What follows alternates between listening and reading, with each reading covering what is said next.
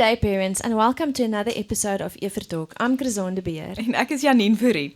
Today we're diving into a topic that often confuses parents, assessments, specifically the difference between exam terms and project terms.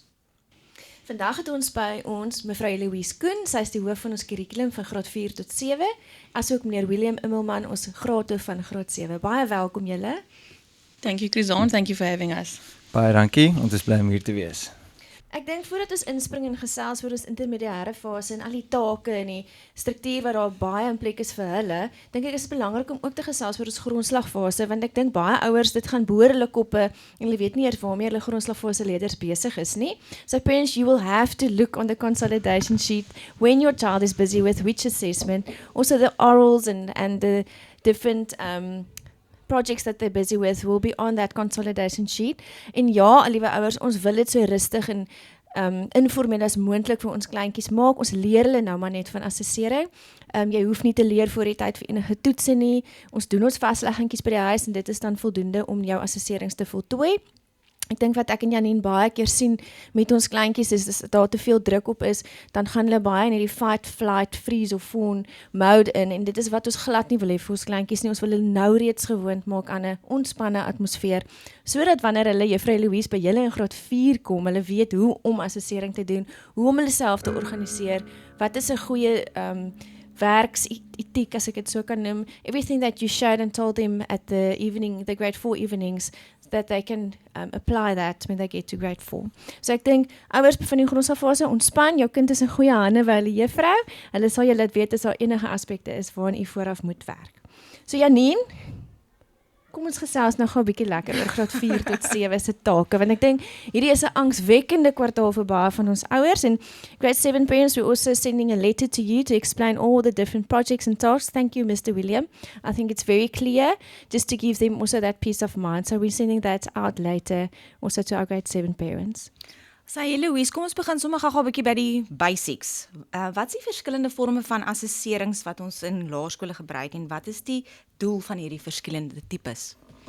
Dankie, Janine. Yeah, that's a great question. In our education system, the South African education system, we have two main ways of assessing. We have formative assessment, or you can also call it informal assessment. And that is something that happens daily in the classroom. That is how the teacher observes the learner working and then finding out if there's anything specific that they need to help with. But those marks are never recorded and you never see them on a report or so forth. And Dis soos assessering vir leer. Dis assessering vir leer. So en dit is iets wat baie natuurlik in die klas plaasvind. Dit word nie aangeteken noodwendig nie en ons noem dit gewoonlik die verhouding tussen die kind en die onderwyser, want dan weet jy waar die kind in jou klas trek. But then we get our formal tests and exams, which we had quite a experience with end of last term. Those are our study methods. You study, you come and write an exam. But this term, we are moving into projects. And those projects then account towards your term mark. Ja, Eloise, ek stem 100% saam. Die doel natuurlik is om 'n volledige prentjie van die kind se vordering te kry. Formele assessering soos toetse meet wat die kind geleer het en projekte aan die ander kant en take meet hoe die kinders die kennis kan toepas, hoe hulle navorsing doen en hoe hulle natuurlik kreatief kan dink. Yes, William. So that's why CAPS has structured it this way, with different terms focusing on different assessment types. CAPS recognizes that children learn differently and show their knowledge in different ways. Some excel at memorizing facts for tests, others shine when they can research and create something unique. So ek dink in daai opsig, en ja, miskien is elke kwartaal se tipe assessering nie lekker vir elke tipe kind nie, maar ek dink daar word wel daarom voorsiening gemaak vir elke ouetjie se leerstyl. Dis reg, Grizon. Kwartaal 2 en 4 is ons eksamenkwartale, soos ons gesê het. Waar ons die kind se begrip en feite toets en dan in die basiese konsepte en vaardighede aanleer. Maar dan kom ons veral in kwartaal 3 waar ons die toepassing van hierdie nou begin toets. So Eloise, hoe verskil die projekte dan van die toetse? Thank you, Janine. Yes, projects assess different skills. While a test might ask a child to recall the water cycle, a project might ask him to create the model of it. So they show a better understanding of what they've learned and not only reciting facts. And then they have to build on that. So then we are not only building the model, but then we are doing research on what is water conservation in their community, how to present solutions, how to stop pollution, any of those things. So it's more about the application of the skills, being creative. Some of them like it more to build anything than to actually write. But then there's always that critical thinking of their ability to solve problems. And that is really the heart that we get to in the end of a project. And I love that about Eversal. I must tell you, I love that about our school. Ja, ek stem saam. Dit ons sien dit in graad 7 veral omdat dit die volgende fase kan jy maar sê is graad senior fase 7, 8 en 9. Die leerders moet begin om op hulle eie te kan dink en hulle self te kan organiseer. Byvoorbeeld met die take en projekte laat kinders toe om hul kennis op verskillende maniere te demonstreer. 'n Kind wat byvoorbeeld sukkel met toetse mag dalk uitblink wanneer hulle 'n kreatiewe projek aanpak waar hulle hulle idees wat hulle het visueel kan uitdruk eerder as om net die feite net te gaan neerskryf op die toetsbladsy. That's such an important point. So we're not just testing memory, but also skills like time management, research, presentation skills, and so much more.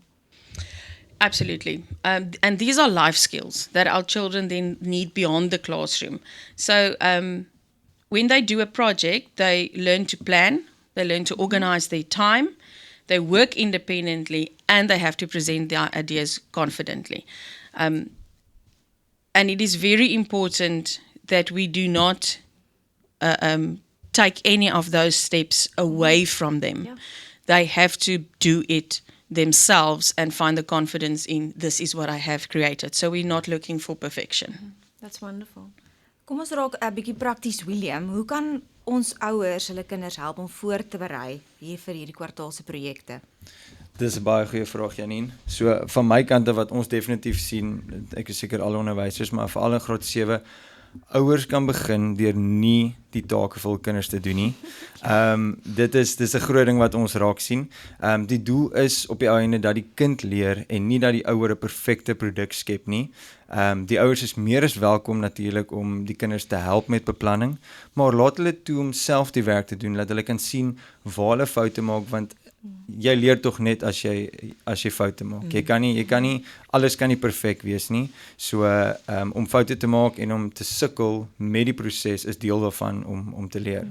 That's such good advice, William, especially with the eye on the high school, because no one supports you there. You must do your own thing, eh? Yeah. And like Eloise spoke now about those skills that we need for being adults one day. So these projects that we're doing is actually preparing them for adulthood and not just for high school or in this specific year that they're in. So thank you for that advice. Eloise, what other practical steps can parents take, maybe, just to support their child this term? Yes, Chrison, let's talk about how we do projects at Eversdals. And I think most of us who's parents really just need to focus on what it is that I need to send to school tomorrow. Yes. And the answer for that is nothing. And I'll explain that to you why I say this. So in grade 4 and 5, we provide learners with a clear breakdown of their projects and we guide them step by step during class time, ensuring they never left to complete anything just on their own. So we are basically still teaching while we are doing the assessment. So we're structuring for them while you're doing the task. Yes, so it takes about 2 to 3 weeks, and I'm now specifically speaking about languages. So according to the WCED, for term 3, there's no tests for languages, it's just this writing project, which is started off by doing research. So we teach them to do the research in class. We do it step by step. It takes about 3 weeks to do it. So we do it bit by bit in class with all the learners together. And then they are required to, especially in grade 4 and 5, we give them frameworks and they just fill in the framework so that when they get to grade 6 and 7, they have that knowledge of how to build a framework and then write it on their own when they get to grade 6 and 7.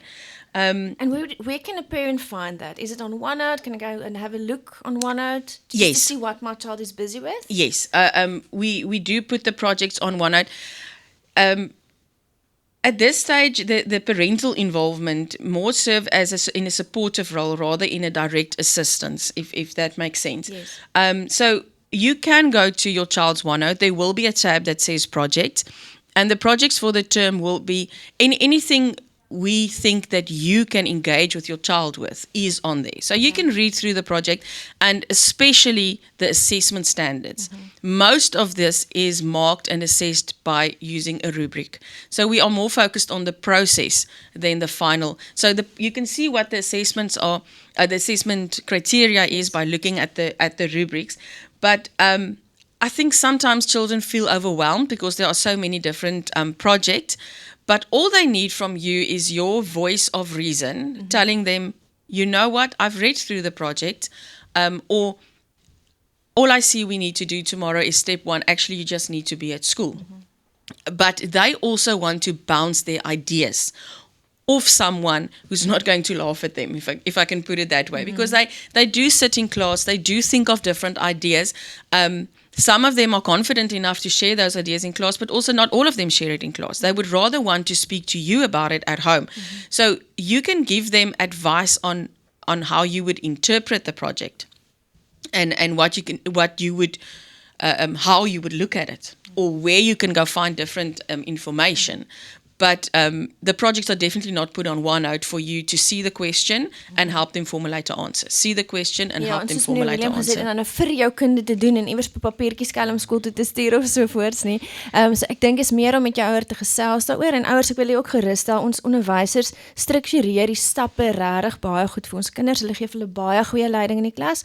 Veral graad 4, 5 en 6 wil ek sê veral nog gee vir hulle baie goeie leiding. So ek wil sê, gaan op u kind se OneNote, gaan kyk wat aangaan, gesels met hulle daaroor, moedig hulle aan, kyk na die rubriek soos juffrou Louise sê vir jou kind, onthou jou ding met 'n titel hê en hy moet 'n paragraaf hê of wat ook al daar staan, want ek dink as hulle oorweldig voel soms in die oomblik, dan vergeet hulle van die nitty-gritty. Maar weer eens wil ek ook daar sê, die onderwysers herinner hulle mooi en help hulle baie goed. En dan as ek net op 'n praktiese basis daar kan inkom, ons is 'n all-inclusive school. Ekskuus, ek weet nou nie wat. Ons is 'n all-inclusive school. Wat beteken die toerusting en die materiaal wat jou kind nodig het om 'n praktiese taak te bou, word aan hulle verskaf. As jy graad 7 is, definitief met die tegnologie kan jy lees op die brief. Ons verskaf vir hulle al daai goed. Indien ons van u gaan vra om iets van die huis af te stuur, gaan dit iets soos afvalmateriaal wees, 'n plastiekbottel, of ek weet die graad 5 gaan karretjies bou. So ons soek afval wielietjies of daai tipe van goeders ensovoorts. Maar daar weer eens, daar's nie 'n ready-made kit nie. So die deel van die proses is, die kind moet sy eie projek of karretjie of huiskraan beplan. En as hy sy ding self beplan, dan elkeen het verskillende materiaal wat hulle gebruik, want hulle beplan verskillend, want elkeen se prentjie in hulle kop lyk anders. So ons kan nie vir jou lys stuur van gaan koop dit en dit en dit nie. Daar weer eens, praat met jou kind. Vra vir die kind, wys my op OneNote, wat het jy al beplan vir jou taak? Hoe gaan jou prentjie lyk? Het jy 'n melkbottel nodig of het jy 'n Coke-bottel nodig? Wat het jy nodig ensovoorts, want elkeen se prentjie lyk anders. So weer eens, daar gaan nie lyste gestuur word, jy moet iets koop, stuur dit skool toe nie. Dit gaan oor die beplanningsproses. And if you're unsure, please contact the class teacher. They will also help you and assist you with what you need and send to school. Later die woord navorsing, research word nou baie rondgegooi vanoggend hierso. So ek wil gou-gou weet belangrike bronne of die bronne waaruit die kinders werk. Gee julle dit vir hulle, moet die ouers hulle help kry of praat bietjie met my oor die bronne. Ja, so ek net om aan te sluit by wat Eloise gesê het. Dit is baie belangrik om ons kinders se verwysingsraamwerk te verbreed en ons gee vir hulle die drie, veral by die navorsingstake gee ons vir hulle 3 verskillende skakels wat hulle kan gebruik, maar boonbehalwe dit, leer die kind asseblief hoe om verskillende tipes bronne te gebruik, nie net die internet nie. Neem hulle na biblioteke toe, laat hulle verskillende artikels en boeke saam lees, selfs onderhoude kan gevoer word met kundiges, want die belangrikheid daarvan is, jy laat die kind net besef dat alles kom nie net van een bron af nie, soos Eloise nou gesê het, elke kind in 'n groep se prentjie en idee van wat hulle gaan bou verskil. So om dit dan al saam te trek, 'n mens kan nie net 'n ready-made kit koop waar alles uiteengesit word vir jou nie, want dan beperk ons die kind se kreatiewe denke om verskillende herwinbare materiale in te trek en te gebruik by hulle produk. Dis 'n baie belangrike punt wat jy nou dalk maak, William. So many children get nervous about presenting. So I know some of the tasks need to be presented to the class, and that's quite something children get anxious about. So let them practice at home. Let them present to family members, the dog, in front of the mirror. The more they practice explaining their project, the more confident they become. Also teach them that it's okay to make mistakes. Learning happens through trying. And again, parents, I want to tell you, our teachers are wonderful there. They know the learners in their class. They know who's the talker in the class, who's the presenter in the class, and they will really handle this with the utmost care with each child's individual needs. So don't worry about that. We also help them with that.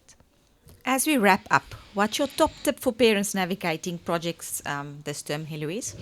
Remember that the process is more important than the perfect product.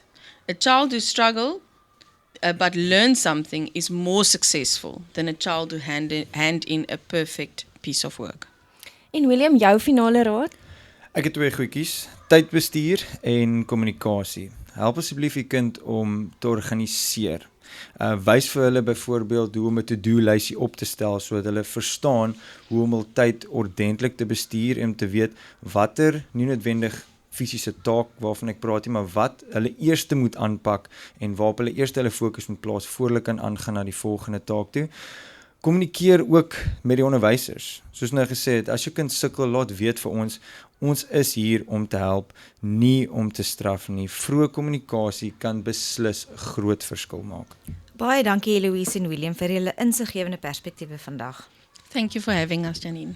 Dit is 'n groot plesier. Ek hoop ons kon 'n paar ouers help. And to our listeners, please remember, assessment is about learning, not just about the grades and the marks. Tot volgende keer op Evertalk, van ons kant af, totsiens.